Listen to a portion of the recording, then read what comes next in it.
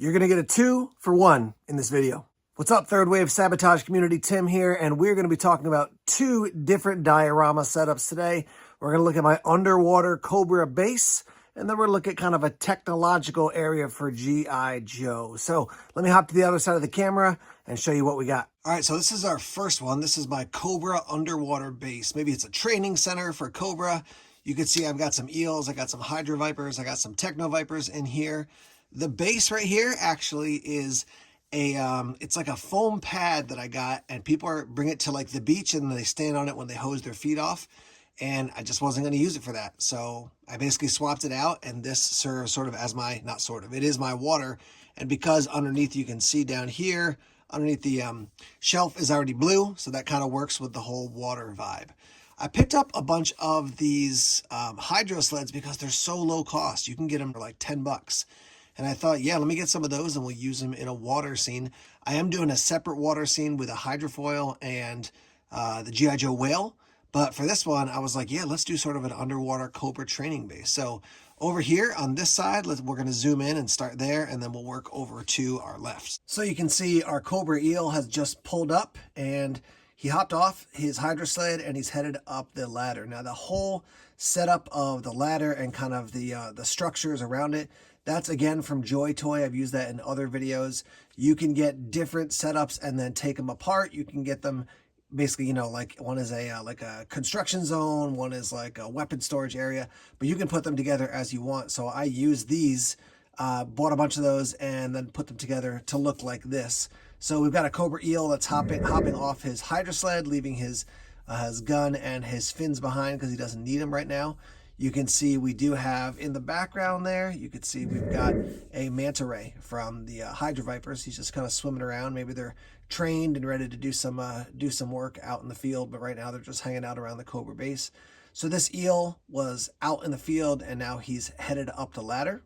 Looking over to his left, you can see we've got a techno viper, and the techno viper is working on the hydro sled. So I've got his wrench out there and he's doing some work. I love the techno vipers because you can use them in so many different ways. They can be out in the field. You can have them with their blasters. You can have them just set up, you know, as somebody who's doing some work like this. So he's hops down and he's doing some repair work on the hydro sled, and then up above him, we have another Cobra eel. Maybe he's about to jump in and swim out on a mission. Maybe he's just getting geared up. Maybe he's going to jump down and then hop on the hydro sled that the other eel just left. But I wanted to have a shot where you could definitely see that beautiful coloration, that red chest, the Cobra symbol on his chest there that's in silver, and then just a beautiful contrast of colors. So I love the eels. I just think they're such awesome characters. So we've got a guy getting off a hydro sled. We got a guy working on a hydro sled. This guy's kind of hanging out, looking around.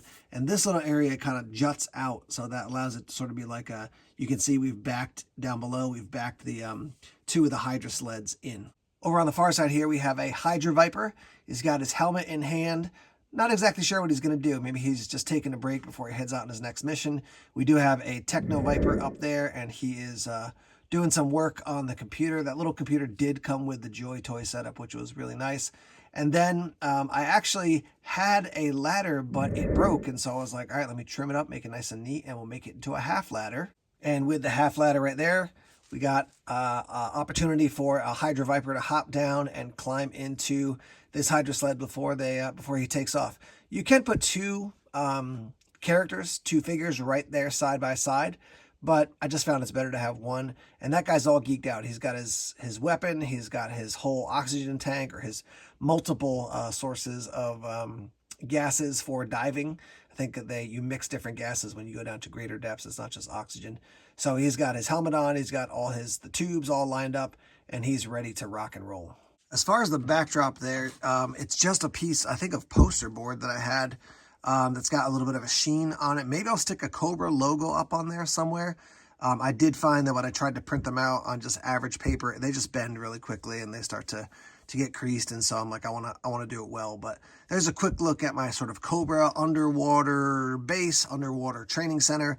Now let's take you over to the Joe Tech repair area. So the second area we're looking at is my G.I. Joe Tech area. And as you can see, we've got a bunch of Joes doing some work. Let's start over here on the right side and move to the left. First thing you're seeing is Dial Tone, and he's working on the Badger. We've got Flash in the back there. Now, Flash, he is the laser trooper. That's why I put him and also Sci-Fi there, because this is kind of a futuristic looking kind of vibe in this space. But also, I figure somebody who's got a background using lasers probably has some sense of technology, and so Dial Tone and Flash are working on the Badger together. Way in the back there, you can see Sci-Fi and Lightfoot having a discussion.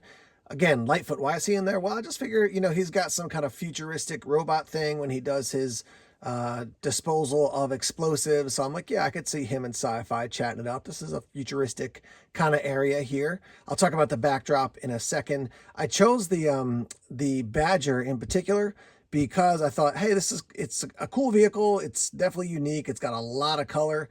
So that's kind of fun, but also it fits nicely in here. Some of the other vehicles don't fit in here. And I can imagine a vehicle like this, takes about half the space up of the diorama.